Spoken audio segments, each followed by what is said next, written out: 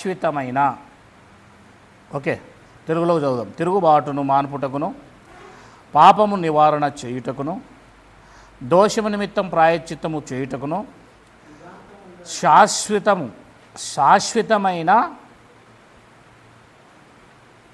నీతిని బయలుపరచుటకును అని ఉండాలి. అక్కడ శాశ్వతమైన నీతిని బయలుపరచుటకును, యుగాంతముందు నట్టి ఉంది కదా, అదంతా కూడా ఎగురుకొట్టేసి శాశ్వతమైన నీతిని బయలుపరచుటకును, దర్శనమును ప్రవచనమును ముద్రించుటకును, అతి పరిశుద్ధ స్థలమును అభిషేకించుటకును, నీ జనమునకును పరిశుద్ధ పట్టణమునకును 70 వారములు విధింపబడెను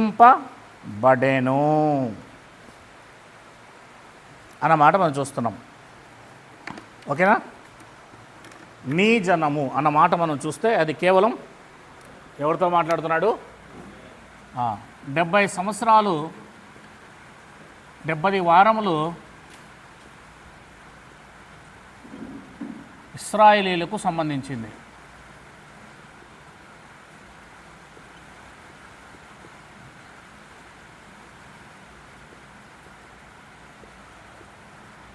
డెబ్బది వారములు ఇశ్రాయేలుకు సంబంధించింది. అయితే ఈ 70 వారములు కేవలం నీ జనం అన్నమాట మనము నోట్ చేసుకుంటే వారికి 70 వారాలు విధించబడ్డాయి. 70 వారాలు అంటే 70 × 7 = 490 ఇయర్స్. ఇది బైబిల్ యొక్క లెక్క. ఓకే,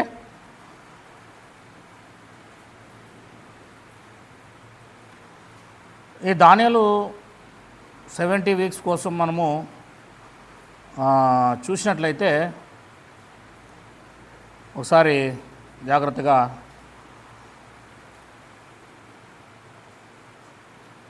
మనం 3 చూసుకున్నాం కదా, తిరుగుబాటు మానుపుటకును, పాపములు నివారణ చేయుటకును, దోషముల నిమిత్తం ప్రాయశ్చిత్తము చేయుటకును అని ఈ 3 చూసుకున్నాం. ఇప్పుడు కావాల్సింది శాశ్వతంగా ఉండునట్టి నీతిని బయలుపరచుటకు, దర్శనములు ప్రవచనములు ముద్రించుటకు, అతి పరిశుద్ధ స్థలము అభిషేకించుటకు, ఈ 3 రావాలి. దర్శాలు ఈ 3 మనం తెలుసుకున్న తర్వాత మనము మిగిలిన 25, 26, 27 వచనాలకు వెళ్ళడానికి ప్రయత్నం చేద్దాము. రైట్, శాశ్వతంగా ఉండునట్టి నీతిని బయలుపరచుటకు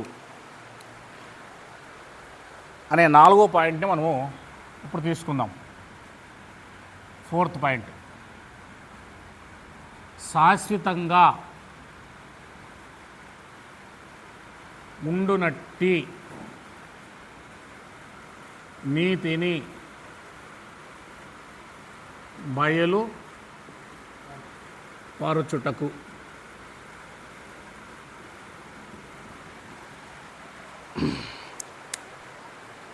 శాశ్వతంగా ఉండునట్టి అంటే ఎప్పటికీ ఉంటుంది ఆ నీతి. శాశ్వతంగా ఉండే నీతిని బయలుపరుస్తాడు అని మనకు వాక్యము సెలవుస్తుంది. రైట్, నీతి ఎలా కలుగుతుంది అంటే మనిషి పాపి గనక, పాపి అయిన మనిషికి నీతి కలగాలి అనంటే కేవలం దేవుని ద్వారా మాత్రమే కలుగుతుంది. ఒకసారి రోమీలకు రాసిన పత్రిక 3వ అధ్యాయము 21వ వచనాన్ని మనం చదువుకోగలిగితే, క్రొత్త నిబంధనలో రోమీలకు రాసిన పత్రిక 3వ అధ్యాయము 21వ వచనము నుండి మనం చదువుకోగలిగితే,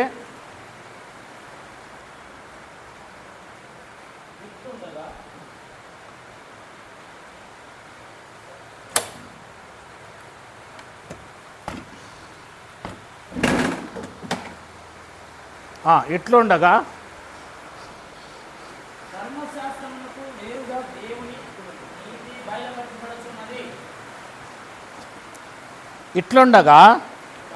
ధర్మశాస్త్రమునకు వేరుగా, అది ఎవరి నీతి? అది అది బయలుపరచబడుచున్నది. దానికి ఆ నీతికి ధర్మశాస్త్రమును సాక్ష్యమిచ్చి, ధర్మశాస్త్రము ప్లస్ ప్రవక్తలు కూడా దానికి ఏమిచ్చారు? సాక్ష్యం ఇచ్చారు. ఇస్తున్నారు కాదు, ఇచ్చారు. ధర్మశాస్త్రము కూడా సాక్ష్యం ఇచ్చింది. ప్రవక్తలు అంటే ఇప్పుడు ఎగ్జాంపుల్గా దానియేలు గారు ప్రవక్తే. 9వ అధ్యాయం 24వ వచనంలో శాశ్వతముగా ఉండునట్టి నీతి బయలుపరచబడును అని చెప్పాడు. అంటే ధర్మశాస్త్రమును దానియేలు అనే ఒక ప్రవక్త కూడా చెప్పాడు అని చెప్తున్నాడు ఇక్కడ అపోస్తలు పౌలు గారు. ముందుగానే చెప్పాడు, ఆ నీతి బయలుపరచబడుతుందని ముందుగానే చెప్పారు. ఇప్పుడు దానియేలు 9:24 తీసుకోవాలా లేదా? ప్రవక్తలు చెప్పారన్నప్పుడు అది అంటే దానియేలుని దృష్టిలో పెట్టుకున్నారు ఈయన. దానియేలుని దృష్టిలో పెట్టుకొని మాట్లాడుతున్నాడు ఈయన. కాబట్టి దానియేలు గ్రంథంలో చెప్పబడిన ప్రవచనము మనకు రోమాలో నెరవేరుతుంది 3:21 నుంచి. ప్రవక్త అని ఎత్తినప్పుడు అక్కడి నుంచి తీసుకున్నాడు 22వ వచనం. అది అంటే ఆ నీతి అని అర్థం. యేసుక్రీస్తునందలి విశ్వాసమూలమైనదై నమ్మువారందరికీ కలుగు దేవుని నీతి అయి ఉన్నది. అంటే ధర్మశాస్త్రము, ప్రవక్తలు, కీర్తనలు, గ్రంథాలన్నీ కూడా ఏమని సెలవిచ్చాయంటే భవిష్యత్తులో దేవుడు మానవుడుగా క్రీస్తుగా భూమి మీదకి వస్తాడు. ఆయన ద్వారా దేవుని నీతి బయలుపరచబడుతుందని చెప్పాడు. అందుకే ఇక్కడ అంటున్నాడు, యేసుక్రీస్తుని ఎప్పుడైతే మనం విశ్వసిస్తామో అప్పుడు దేవుని నీతి అనేది మనిషికి వస్తుంది. మనిషి దేవుని నీతి అంటే దేవుడే మనిషిని ఏం చేయబోతున్నాడు? నీతిమంతునిగా తీర్చబోతున్నాడు. నీతిమంతునిగా తీర్చబోతున్నాడు. చిన్న గ్లాస్. నీతిమంతునిగా తీర్చబోతున్నాడు. హీట్ కావాలి కొంచెము, గరం 23వ వచనం. ఎందుకు నీతిమంతుడుగా తీర్చబడాలి? ఒక మనిషి ఎందుకు దేవుని నీతి పొందాలి? ఒక మనిషి ఎందుకు నీతిమంతుడుగా కావాలి అనంటే 23వ వచనం. ఏ భేదమును లేదు, మనిషిగా పుట్టిన ప్రతివాడును పాపము చేసి దేవుడు అనుగ్రహించు మహిమను పొందలేకపోతున్నాడు. అది ఎందుకు దేవుని నీతి కావాలి మనిషికి? ధర్మశాస్త్రం ఎందుకు చెప్పింది? ప్రవక్తలు ఎందుకు చెప్పారు? ఒక మనిషి దేవుడే నీతిమంతుడుగా ఒక మనిషిని చెయ్యాలని ఎందుకు చెప్పింది ధర్మశాస్త్రము? ఎందుకు చెప్పాడు ప్రవక్తలు? ఎందుకు చెప్పారు పాత నిబంధనలో 39 పుస్తకాల్లో ఒక మనిషి దేవుడే నీతిమంతుడుగా చేయాలని? అంటే ప్రతి మనిషి పాపి, ప్రతి మనిషి పాపి. ప్రతి మనిషి ఏం చేస్తున్నాడంటే పాపం చేస్తున్నాడు.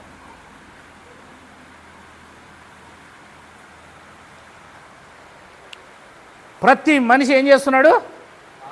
100%.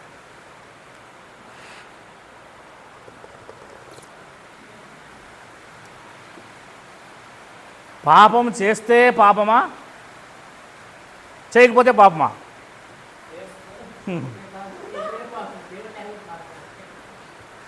దేవుడు లేకపోతే పాపం విడిచిపెట్టండి. చేస్తే పాపమా, చేయకపోతే పాపమా? అంతే.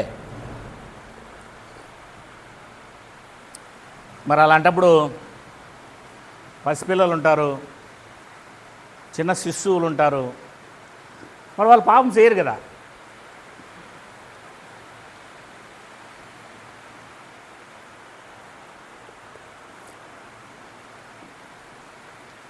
నేను చెప్పింది అర్థమైందా? పాపం చేయరు కదా, చేయరు. వాళ్ళు తెలిసే మాట్లాడతారా? కాన్షియస్లో ఉండి మాట్లాడతారా? మరి బైబిల్ ఏం చెప్తానంటే తెలిసి చేస్తేనే పాపం అని చెప్తుంది.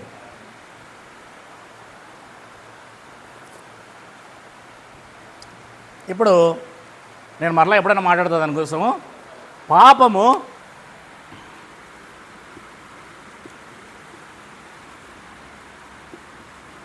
హృదయమునకు సంబంధించిందా శరీరమునకు సంబంధించిందా?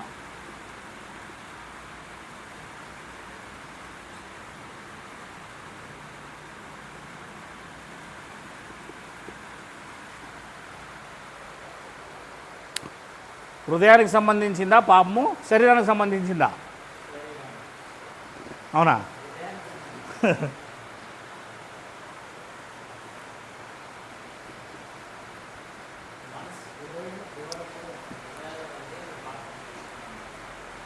ఇప్పుడు రిపేర్ కావాల్సింది ఏంది? శరీరమా, హృదయమా? పాపం చెయ్యాలి అంటే దాని యొక్క కేంద్ర స్థానం ఏది? 100%. హృదయములో సినిమా చూడాలి అనిపిస్తేనే 2 కళ్ళతో సినిమా చూస్తావు, కాళ్ళు నడుస్తాయి సినిమా హాల్కి. హృదయములో నేను ఈరోజు బీర్ తాగాలి లేకపోతే విస్కీ తాగాలి అనిపిస్తే మనసులో నువ్వు షాపుకు పోతావు, అవునా లేదా? నేను వ్యభిచరించాలి అని హృదయంలో అనిపిస్తే అప్పుడు వ్యభిచారం చేస్తాం. లోపల అనిపించకుండా ఎట్లా చేస్తాం? నాకు మనసు లేదు లేరా ఈరోజు రానంటాడు, అవునా లేదా? నాకు మనసు లేదు రే ఈరోజు రాను, నాకు మనసులో ఎట్లా ఉందిరా ఈరోజు అంటే శరీరానికి సంబంధించింది కాదు. ఒకవేళ శరీరానికి సంబంధించింది అయితే చనిపోయిన మనిషిని పాపం చేయమని చెప్పండి, వాడు శరీరం ఉంది కదా దానికి, అంతే కదా? చనిపోయి అక్కడ పడుకుంటాడు, వాడిని సారా తాగమనండి, వాడిని లేచి వ్యభిచారం చేయమనండి.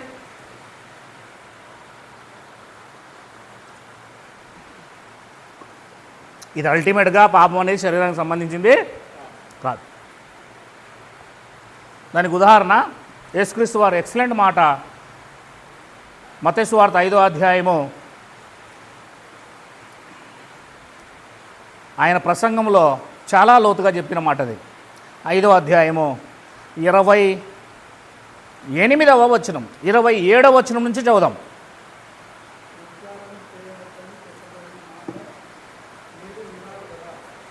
వ్యభిచారము చెయ్యవద్దని చెప్పబడిన మాట మీరు ధర్మశాస్త్రములో విన్నారు కదా,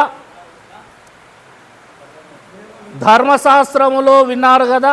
నేను అంటే క్రొత్త నిబంధన అనుసారంగా మీతో నేనేమి చెప్పబోతున్నాను అంటే, ఒక స్త్రీని మోహపు చూపుతో చూచి ప్రతివాడు అప్పుడే తన హృదయమందు ఆమెతో వ్యభిచారం చేసి ఉన్నవాడగును.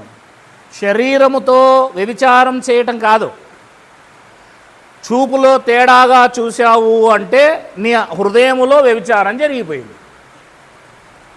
అంటే ముందు వ్యభిచారం అనేది హృదయంలో జరుగుతుంది, మనసులో జరుగుతుంది. అది టెంప్టేషన్ అయి శోధన ఎక్కువై అప్పుడు శరీరాన్ని పరిగెత్తిస్తుంది.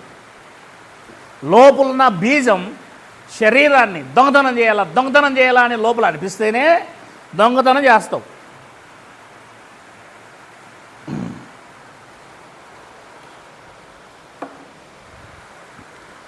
పాపము హృదయానికి సంబంధించింది, శరీరానికి సంబంధించింది కాదు అనేది మనం భవిష్యత్తులో చూద్దాం.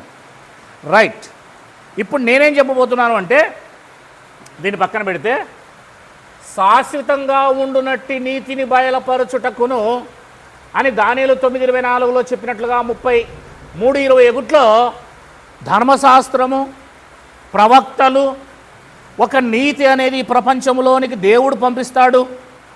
ఆ నీతి అనేది యేసుక్రీస్తును ఎవరు విశ్వసిస్తారో వారు మాత్రమే పొందుకుంటారు అని పౌలు గారు చెప్తున్నారు. ఆ నీతి ఎవరికి చెందును అనంటే 3వ అధ్యాయం 23వ వచనం ప్రకారము ఎందుకు ఆ నీతి అవసరం మనిషికి అనంటే, మనిషికి ఆ నీతి అవసరం ఎందుకు అంటే మనిషి పాపి కనుక. మనిషి ఏమై ఉన్నాడు? ఏ భేదమును లేదు, అందరూ పాపము చేసి అన్నాడా? చెప్పండి, పాపము చేసి అన్నాడా? పాపము కలిగి ఉన్నారు అని అన్నాడా? చేసి అనే మాట ఉంది అక్కడ. అంటే ప్రతి మనిషి కూడా మీరు గమనించండి, ఈరోజు 6 సంవత్సరాలు మొదలుకొని లేదా 7-8 సంవత్సరాలు మొదలుకొని ప్రతి ఓడు అప్పుడే పాపం చేసే స్వభావం కలిగి ఉంటున్నాడు.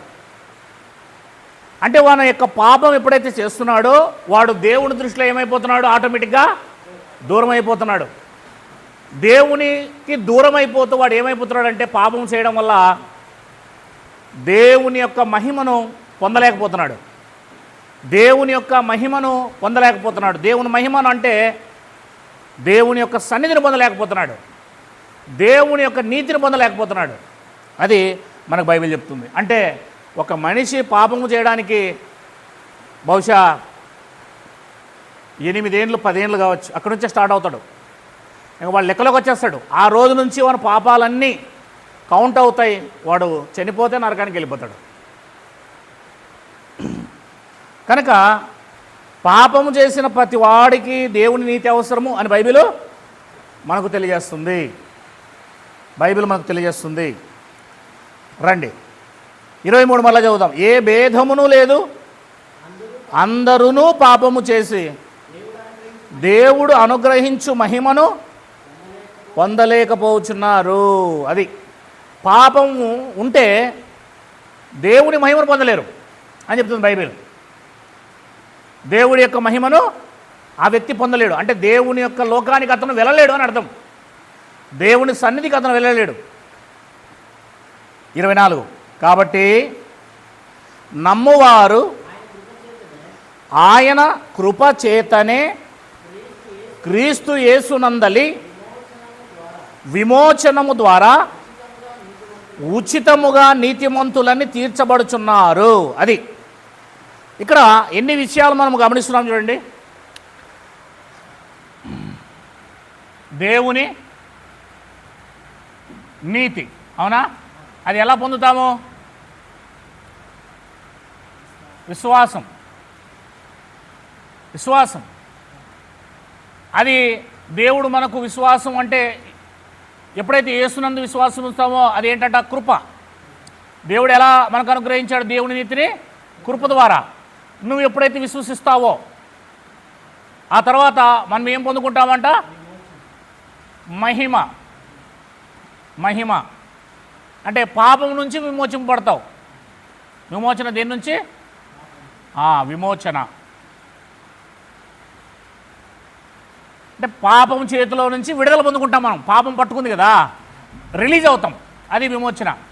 అల్టిమేట్గా దేవుని నీతిని పొందుకోవాలంటే మనకు ఉండవలసింది ఏంటి? విశ్వాసం కూడా ఆయన కృప వలనే. కృప అంటే దేవుడు మనల్ని ప్రేమించి ఇచ్చేదన్నమాట దేవుడి నీతి. ఆ తర్వాత మనం పొందుకునేది మహిమ. పాపము నుండి అప్పుడు మనం ఏమవుతామంటే విడుదల పొందుకొని పాపము నుండి విడుదల పొందుకుంటాం. అప్పుడు మనం దేనికి వారసులం అవుతాము? వారసులము.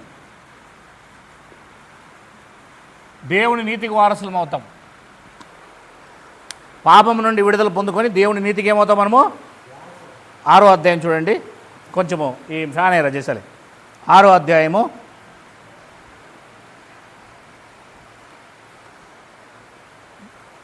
రోమాపత్రిక 6వ అధ్యాయము 15వ వచనం 15th వర్స్.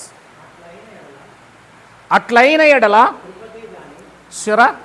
కృపకే గాని ధర్మశాస్త్రమునకు లోబడిన వారము కామని. లైట్ పడదులే. పాపము చేయుదుమా?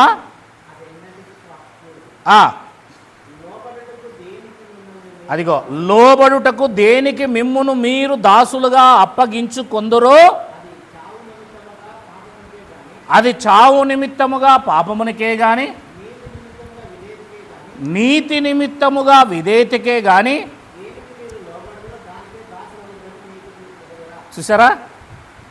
అంటే యేసుక్రీస్తును నమ్ముకున్న తర్వాత దేవుని కృపను బట్టి మనము పాపములో కొనసాగితే చావు, నీతిలో కొనసాగితే జీవం అని చెప్తూ వస్తున్నాడు అక్కడ. ఇంకా 17, మీరు పాపమునకు దాసులై ఉంటిరి. ఎప్పుడు? దేవుని నమ్మకం మునుపు. కానీ ఏ ఉపదేశ క్రమమునకు మీరు అప్పగింపబడితిరో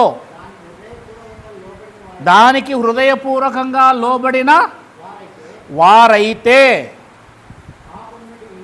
అదిగో పాపము నుండి, నేను చెప్పాను కదా దేని నుంచి విమోచింపబడాలని, అది పాపము నుండి విడుదల పొందుకొని విమోచన పొందుకొని, అది పాపము నుండి విడుదల పొందుకున్న మరుక్షణమే మనం దేనికి దాసులు అవ్వాలి?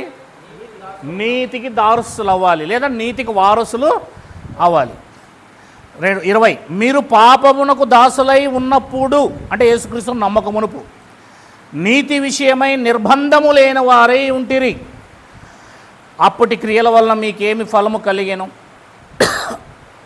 వాటిని గూర్చి మీరిప్పుడు సిగ్గుపడుచున్నారు కరా? వాటి అంతము మరణమే.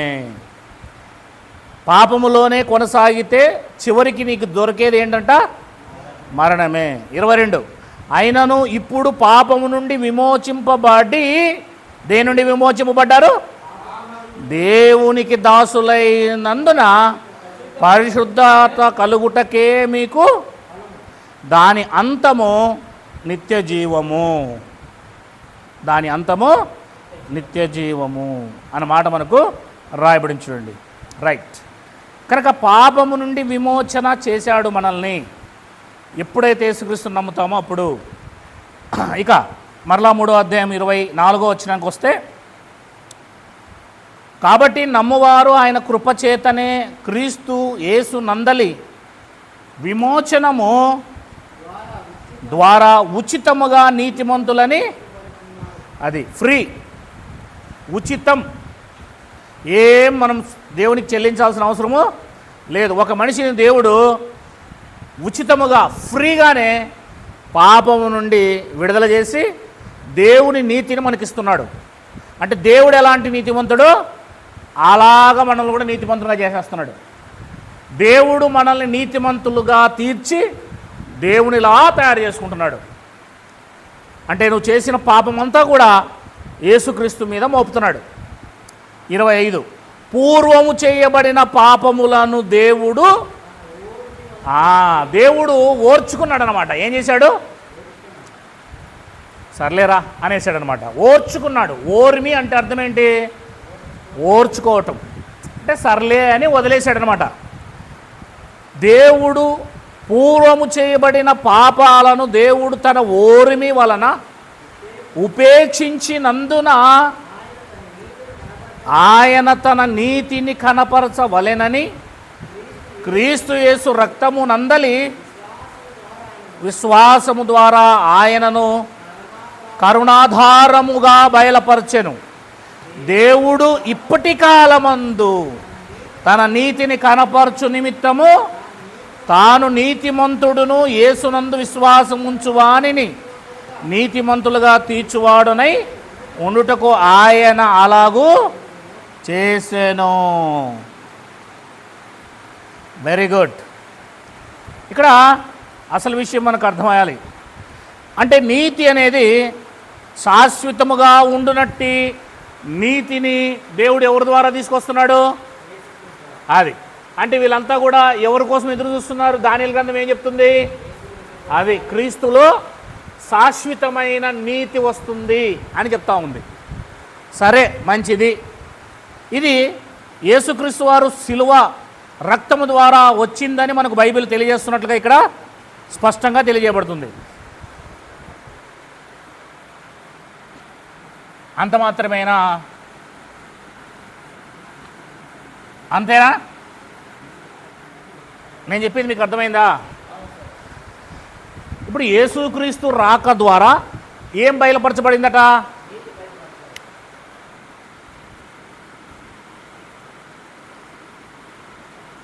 ఇది క్రీస్తు యొక్క శిలువ. AD 30 అంటే ఆయన 3.5 సంవత్సరాలు ఇక్కడ ఏం చేశారు? బోధ, సేవ చేశాడు. ఇక్కడ నుంచి ఇక్కడ దాకా అనుకో. ఆ సమయంలో సిలువ వేయబడ్డాడు. సిలువ వేయబడిన తర్వాత యూతుల పక్క మాట్లాడుతుంది రోమాపత్రిక 52లో. యేసుక్రీస్తుని నమ్ముకుంటే ఏమొస్తుందని చెప్తున్నాడు? నీతి. మనము ఇలా ప్రయాణం చేస్తుంటే పేతురు రాసిన 2వ పత్రిక 3వ అధ్యాయము 13వ వచనం అనే ఒక వచనం వస్తుంది. అది 65లో రాయబడింది. 2వ పేతురు పత్రిక దాదాపుగా 65, 66. మనం చూస్తే ఇక్కడ నీతి కోసం ఏం చెప్తుందో ఒకసారి గమనించండి. ఇది నాణ్యానికి ఓవైపు, ఇది నాణ్యానికి మరోవైపు. చదవండి మరి. 2వ పేతురు పత్రిక 3వ అధ్యాయం 13వ వచనం, 13 వర్స్.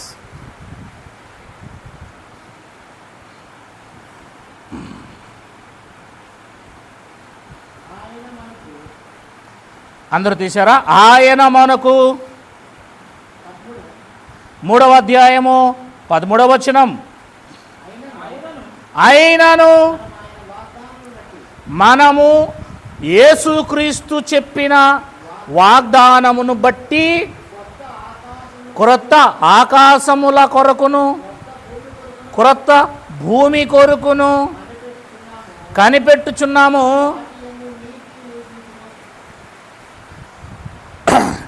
నీతి కోసం కనిపెడుతున్నారా? నీతి వచ్చినట్టు చెప్తున్నారా? సరే, ఇదే నాణ్యానికి ఓవైపు చూడకూడదు, రెండో వైపు చూస్తేనే బైబిల్ అర్థమవుతుంది. ఇవన్నీ గమనించాలా.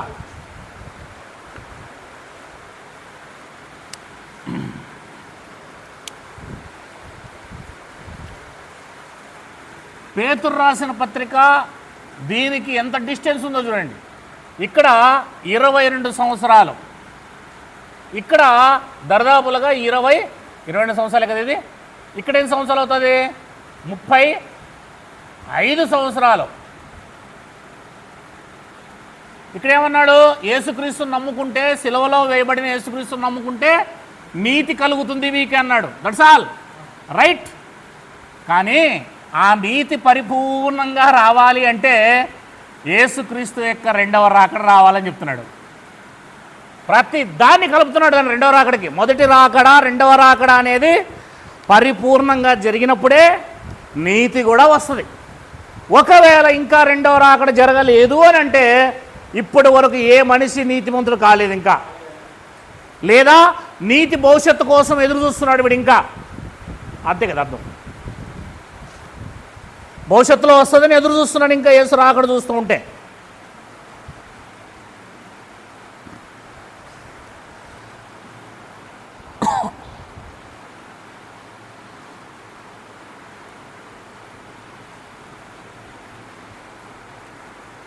ఇప్పుడు మీకు దానియేలు గ్రంథము శాశ్వతంగా ఉండునట్టి నీతిని బయలుపరచబడుటకును అంటే దానియేలు 9:24, 3:21 మనం పరిశీలన చేస్తే శాశ్వతంగా ఉండునట్టి నీతి ఎప్పుడు బయలుపరచబడుతుంది అంటే పేతురు గారు చెప్పారు అది రెండవ రాకడలో. అంటే రెండవ రాకడ వచ్చిన తర్వాత, ఆయన రెండవ రాకడ ఆగమనం భూమి మీదకి వచ్చిన తర్వాత, అక్కడి నుండి ఆయన రాకడ తర్వాత ఆ నీతి శాశ్వతంగా ఉంటుంది. అంటే క్రొత్త నిబంధన ఉండన్నాళ్ళు ఉంటుంది. ఈ భూమి, ఆకాశము, సూర్యుడు, చంద్రుడు, నక్షత్రాలు ఉన్నన్నాళ్ళు ఉంటుంది. అదే శాశ్వతం. శాశ్వతంగా ఉండునట్టి నీతి. ఈ వర్డ్ చాలా ఇంపార్టెంట్ అండి. తెలుగులో రాయలేదు కానీ మాట, ఇంగ్లీష్లో ఎవర్ లాస్టింగ్ అనే మాట శాశ్వతం అని అర్థం. శాశ్వతంగా ఉండునట్టి నీతి. ఈ నీతిని మనం ఏమనొచ్చంటే రాజ్యము, సంఘము, ఆలయము,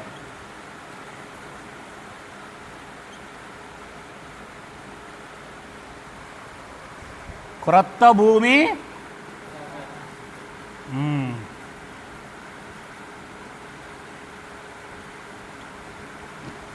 ఇలా చెప్తూనే ఉన్నాడు. కనుక ఈ నీతి రాబోతుంది అనగా క్రొత్త భూమి, కొత్త ఆకాశం రాబోతుంది అనగా ఆలయం పరిపూర్ణమవబోతుంది, రాబోతుంది. సంఘం పరిపూర్ణంగా శరీరంగా రాబోతుంది, రాజ్యం ఆయన రెండో రాకడలో రాబోతుంది. అంటే నీతి, రాజ్యం, సంఘం, ఆలయం, క్రొత్త భూమి, క్రొత్త ఆకాశం ఎప్పుడైతే వస్తుందో అప్పుడే నీతి కూడా వస్తుంది. అంటే ఇవన్నీ కూడా ఒకే దానికి సంబంధించిన విషయాలు, అన్ని మిళితమై ఉన్న విషయాలు ఇవి. ఒకటి వచ్చిందంటే మరొకటి వచ్చిందని అర్థం. కానీ మొదటి శతాబ్దంలో వారు వీటన్నిటి కోసం ఎదురు చూస్తున్నట్లుగా చెప్తుంది బైబిల్. క్రొత్త భూమి, క్రొత్త ఆకాశం కోసం వారు ఎదురు చూస్తున్నారు. అక్కడ నీతి నివసించును అన్నాడు. కనుక మనం గమనిస్తే శాశ్వతమైన మాట మీకు నేను రాజ్యానికి లింక్ చేస్తాను. అదే దానియేలు గారు చెప్పిన మాటని ఒకసారి దానియేలు గ్రంథము మరి తీసినట్లయితే ఆ వర్డ్ను 9వ అధ్యాయంలో ఎందుకు వాడాడు 24వ వచనంలో అంటే అంతకుముందే ఆ మాటను వాడాడు. 9వ అధ్యాయంలో ఉన్న మాటను ముందే వాడాడు. ఒకసారి దానియేలు గ్రంథం 2వ అధ్యాయం 44వ వచనం. 9వ అధ్యాయము 2వ అధ్యాయము 44వ వచనం. దానియేలు గ్రంథం, ఆ రాజుల కాలములలో పరలోకమందున్న దేవుడు ఒక రాజ్యమును స్థాపించును. దాని మీనింగ్ ఏంటి? అంతే కదా, ఆ మీనింగ్లోనే ఆ మాట రాశాడు అక్కడ. ఆ రాజ్యమునకు ఆ రాజ్యమును పొందిన వానికే కానీ మరి ఎవరికీ చెందదు. అది ముందు చెప్పిన రాజ్యములన్నిటినీ పగలగొట్టి నిర్మూలము చేయును. అది యుగ యుగముల వరకు, యుగ యుగములు, యుగము కాదు, యుగ యుగములు అంటే అర్థం ఏంటి అంటే శాశ్వతము అని అర్థం. శాశ్వతము, యుగ యుగములు మీనింగ్స్ శాశ్వతము. ఒక యుగం వచ్చి మరో యుగం ఆగదు, ఇంకా ఊరికే యుగ యుగములు అంటే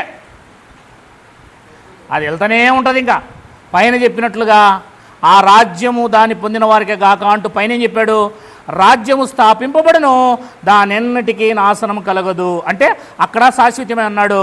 లాస్ట్లో కూడా యుగ యుగములో నిల్చును అంటే అక్కడ కూడా ఆ రాజ్యము శాశ్వతము అని అన్నాడు. ఇకపోతే 4వ అధ్యాయము దానియేలు గ్రంథము 3వ వచనాన్ని కూడా మీరు చదవగలిగితే, అంటే ఏ ఉద్దేశంతో 9:24 రాశాడు అన్నది ఒకే దాన్ని ఆయన మైండ్ని పట్టుకుందాం మనం. ఆయన సూచక క్రియలు ఎంతో బ్రహ్మాండమైనవి. నెబుకద్నెజర్ రాజే మాట్లాడుతున్న మాటలేవి స్వయాన. ఆయన అద్భుతములు ఎంతో ఘనమైనవి. చూసారా, ఆ మీనింగ్లో రాశాడు. ఆయన ఆధిపత్యము అంటే ఇక తరతరాలు అంటే అర్థం ఏంటంటే ఆగిపోదు అని అర్థం. తరం తర్వాత తర్వాత తర్వాత తర్వాత తర్వాత తరతరం తరం తరం తరం తరం తరం తరం అంటే రాజ్యం ఎప్పుడైతే వస్తుందో ఆ తర్వాత వచ్చే యుగాలు కానీ ఆ తర్వాత వచ్చే తరాలు కానీ తరగవు, తరాలు ఉంటాయి, ఇంకా నిత్యము, శాశ్వతము. ఇకపోతే 34వ వచనం కూడా చూద్దాం. 34వ వచనం, అందులోనే 4:34. ఆ కాలము గడిచిన పిమ్మట నెబుకద్నెజర్ అను నేను మరలా మానబుద్ధి గలవాడనై నా కళ్ళు ఆకాశము తొట్టి ఎత్తి చిరంజీవియు సర్వోన్నతుడగు దేవుని స్తోత్రము చేసి గణపరిచి స్తుతించి తిని ఆయన ఆధిపత్యము చిరుకాలము వరకు.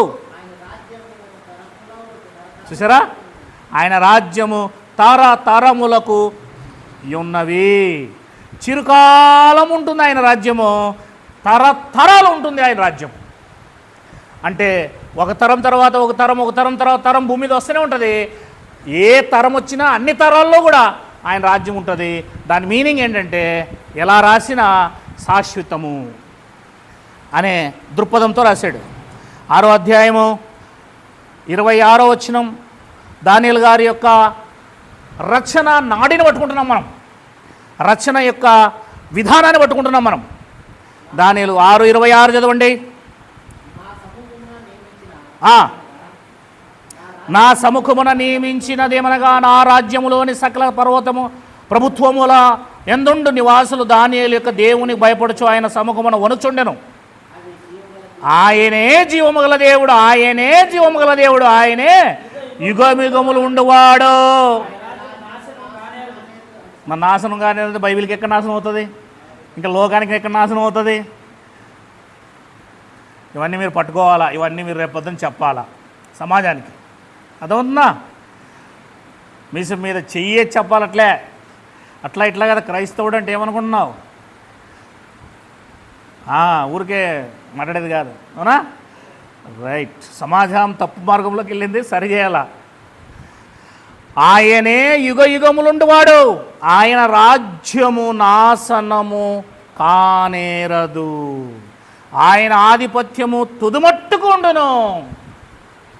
ఇంకా 7వ అధ్యాయం 14వ వచనం, సకల జనులను, రాష్ట్రములను, ఆయా భాషలు మాట్లాడువారును ఆయనను సేవించునట్లు ప్రభుత్వమును మహిమయు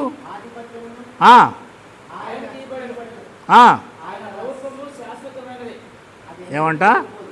ఆయన రాజ్యము శాశ్వతమైనది అనే మాట రాసినటువంటి అక్కడ. ఆ రాజ్యం ఎప్పుడు, ఇంకా సృష్టి కూడా లయము. అది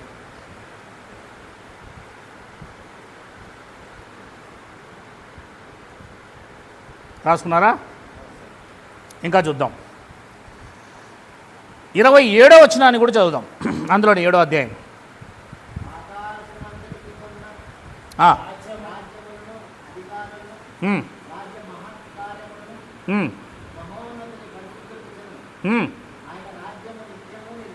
అది నిత్యము నిలుచును.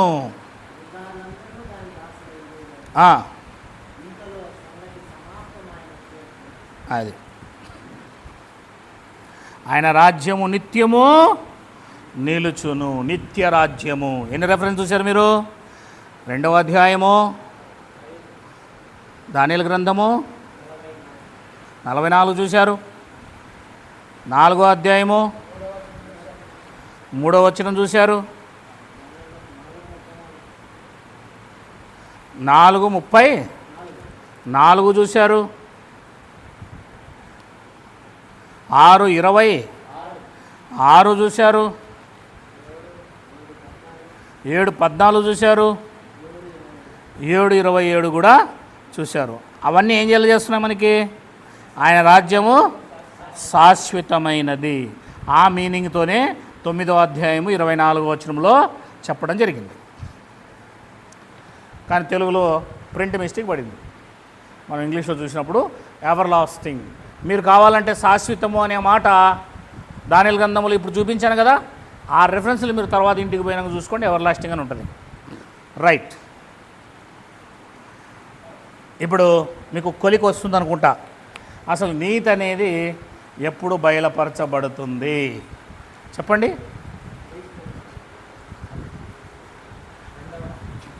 100%. ఎందుకంటే పేతురు గారు ఏం చెప్పారు? నీతి కోసం ఎదురు చూస్తున్నామని చెప్పారు. ఆ నీతి యేసుక్రీస్తు వచ్చినప్పుడే, ఒకవేళ పరిపూర్ణంగా వచ్చి ఉంటే ఈయన 66లో 65లో ఎందుకు చూడాల్సి వస్తుంది? This is the question. Right, very good. ఇంకా కొన్ని రెఫరెన్సెస్ మీ ముందు పెడతా. 4వ అధ్యాయంకి వచ్చేద్దాం. రోమీయులకు రాసిన పత్రిక 24వ వచనం. అంటే మీరు నేర్చుకోవాల్సింది ఏంటంటే, ఒక ఇల్లు కట్టేటప్పుడు ఆ ఇంటికి ఫౌండేషన్ ఉంటుంది, ఆ ఇంటికి స్లాబ్ ఉంటుంది. ఫౌండేషన్ వేసినంత మాత్రాన అది పరిపూర్ణము, స్లాబ్ వేసినప్పుడే పరిపూర్ణం. అది పునాది ఉంది, తర్వాత పైన ఉన్నదాన్ని ఏమంటారు? పైన ఉన్నదాన్ని బేస్మెంట్ అంటారా? ఇంగ్లీష్లో స్లాబ్ అంటారు. తెలుగులో టాప్ అంటే కూడా ఇంగ్లీషే కదా. పైకప్పు. Very good.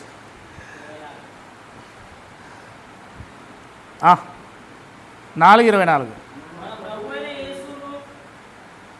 మన ప్రభు అయిన యేసును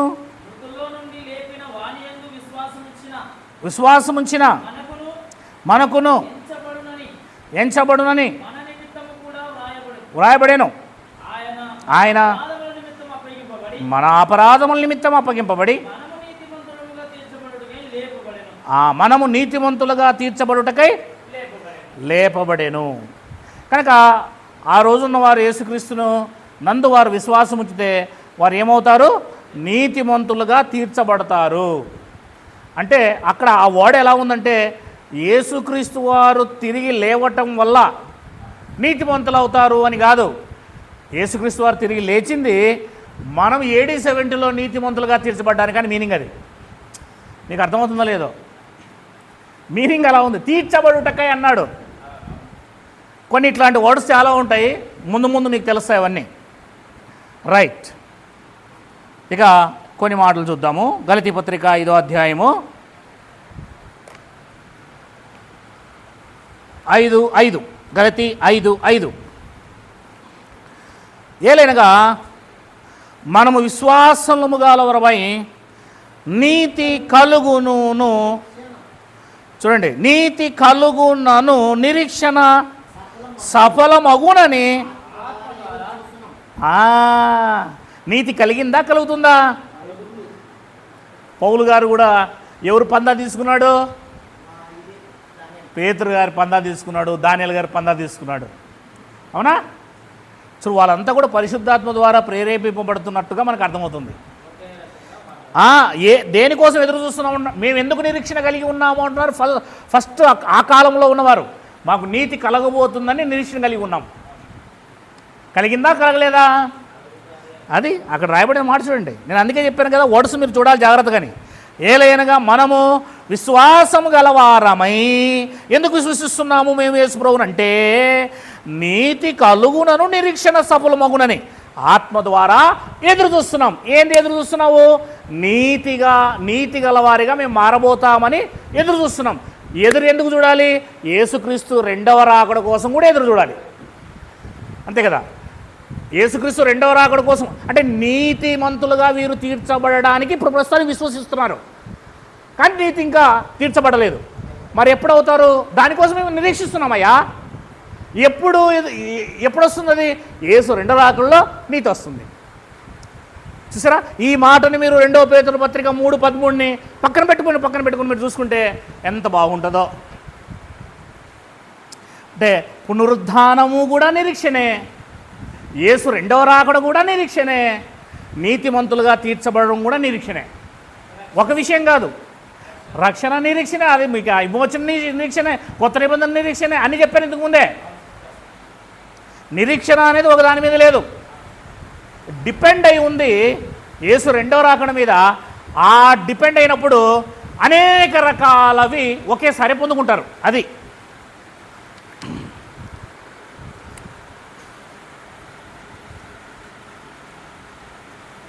నిరీక్షణ. దేనికి చెప్పాం ప్రస్తుతానికి మనం ఇప్పుడు? 1 నీతి, 2 రక్షణ, 3 విమోచన,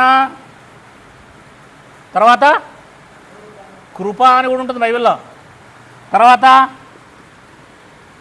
పునరుత్థానము, తర్వాత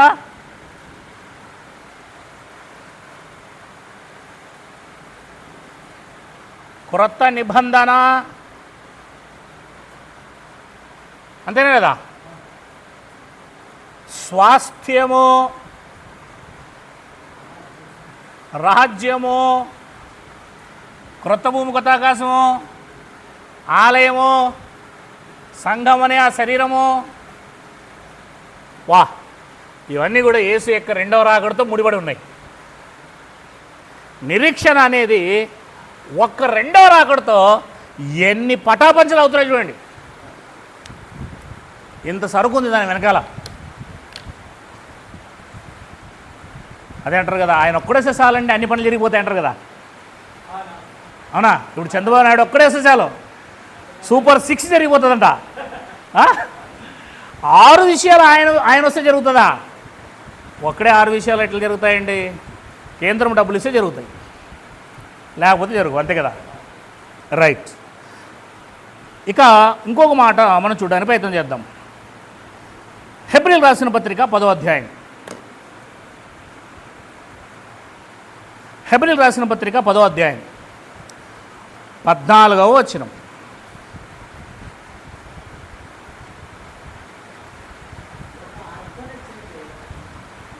ఒక అర్పణ చేత ఈయన పరిశుద్ధపరచబడు వానికి సదాకాలమునకు సంపూర్ణముగా చేసి ఉన్నాడు. ఒక్క అర్పణ చేత యేసుక్రీస్తు వారు ఏం చేస్తున్నాడట? సదాకాలం. అదే సదాకాలం అంటే అర్థం ఏంటి? శాశ్వతము అని అర్థం.